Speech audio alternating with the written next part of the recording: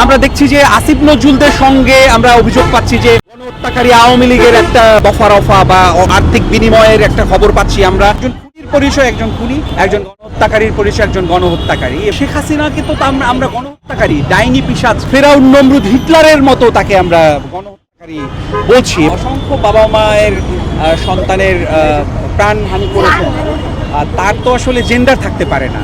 তো তা একজন খুনির পরিচয় একজন খুনি, একজন গণহত্যাকারীর পরিচয় একজন গণহত্যাকারী, এবং একজন আপনার আমরা বলবো দেশদ্রোহীর পরিচয় একজন দেশদ্রোহী। আমরা যদি জেন্ডার এক্ষেত্রে আমরা ছাড় দিতে চাই, সেই জেন্ডার, তার দল এইটা, তার ধর্ম এইটা, তার মত এইটা, তার দেশ এইটা, সেক্ষেত্রে মানে আইনের দৃষ্টিতে সেটা সুবিচার হবে না। এজন্য আমরা যেই প্রশ্নটা এসছে, শেখ হাসিনাকে তো আমরা গণহত্যাকারী, ডাইনি পিশাচ, ফেরাউন নমরুদ, হিটলারের মতো তাকে আমরা গণহত্যাকারী বলছি, এবং যেটা জাতিসংঘ স্বীকৃতি দিয়েছে।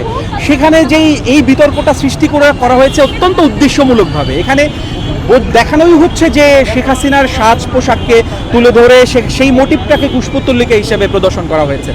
সেখানে একটি ফাঁসিবাদী মিডিয়া, বাংলাদেশের অধিকাংশ মিডিয়ার মধ্যেই যেহেতু আওয়ামী প্রেতাত্মা এখনও বসে আছে, যারা ফ্যাসিবাদকে এবং আওয়ামী রাষ্ট্রযন্ত্রকে, আওয়ামী অপশাসন স্বৈরতন্ত্রকে দীর্ঘায়িত করার জন্য অনেক বড় বয়ান নির্মাণ করেছেন, তারাই এখন গণমাধ্যমে বসে আছেন।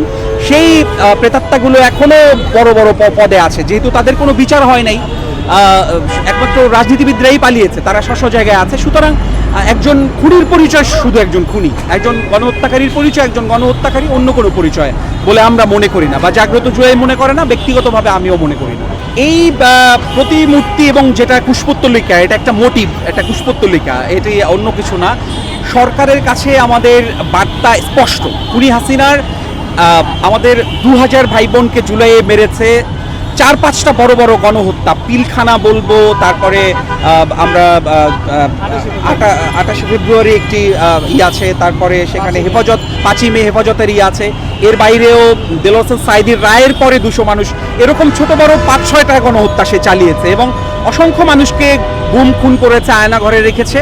তো সেই গণহত্যাকারীকে যখন সেফ এক্সিট দেওয়া হয়েছে জুলাইতে, এখনও আসিফ নজরুল গং যারা উপদেষ্টা হিসেবে বড় চেয়ারে বসে আছেন, আমরা দেখছি যে আসিফ নজরুলদের সঙ্গে আমরা অভিযোগ পাচ্ছি যে গণহত্যাকারী আওয়ামী লীগের একটা দফা বা আর্থিক বিনিময়ের একটা খবর পাচ্ছি আমরা। সেই সঙ্গে গণহত্যার যারা পৃষ্ঠপোষক এবং নির্দেশদাতা, সেই ভারতীয় আধিপত্যবাদ যারা মানে ফ্যাসিবাদ দীর্ঘায়িত করতে সব রকমের সহায়তা করছেন, তাদের সঙ্গে এই রাষ্ট্রযন্ত্রের ইউনূস সরকারের কোনো মহলের একটি সমন্বয় হচ্ছে বা একটা আপোষকামিতা হচ্ছে নানান কিছুর বিনিময়ে, সেটা হোক হানি ট্রাপ বা অর্থের বিনিময়ে, নানান লোভ বা ভয় দেখিয়ে।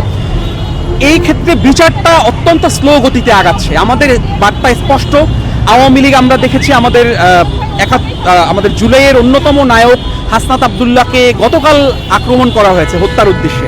অর্থাৎ ফ্যাসিবাদ, আওয়ামী ফ্যাসিবাদ এখনও ফানা তুলে আছে, এখনও আমাদের বিচার নিশ্চিত হচ্ছে না, এবং বিচার প্রক্রিয়ার আগার ধীরগতি দেখছি আমরা। এটা যেন ধীরগতি না হয়ে এই বিচার প্রক্রিয়া অত্যন্ত দ্রুত গতিতে আগায়, সেটা একটা আমাদের দাবি। এবং আওয়ামী লীগ যেহেতু এতগুলো গণহত্যা চালিয়েছে, এতগুলো হত্যাকাণ্ড ঘটিয়েছে, তাদের যেন নিষিদ্ধ ঘোষণা করা হয়, এই বার্তাটা দিতে চাচ্ছি। এবং জুলাইয়ের যে বিপ্লবী সরকার হওয়ার কথা, সেটি হয়নি। বিভিন্ন রাজনৈতিক মহল বা বিভিন্ন গোষ্ঠীর পক্ষ থেকে সেটা বাধা এসছে। সেই বিপ্লবী সরকার এখনও যেন করা হয়। ফ্যাসিবাদের রাষ্ট্রপতি এখনও বহাল তবিয়াতে আছে, এবং আমরা দেখেছি যে 72-এর যে ফ্যাসিবাদী সংবিধান, যেটাকে আমরা বলবো যে প্রথম ফ্যাসিবাদী মানে প্রথম কু, যেটাকে আমরা মানে ফ্যাসিবাদী রাষ্ট্রযন্ত্র মনে করছি, যেটা বাতিল হয়ে যাওয়া একটা সংবিধান। তো সেই সংবিধানকে যেন বাতিল করা হয়, সেই দাবি আমরা জানাচ্ছি, এবং সেটার জন্যই আমাদের এই মেসেজটা দেয়া।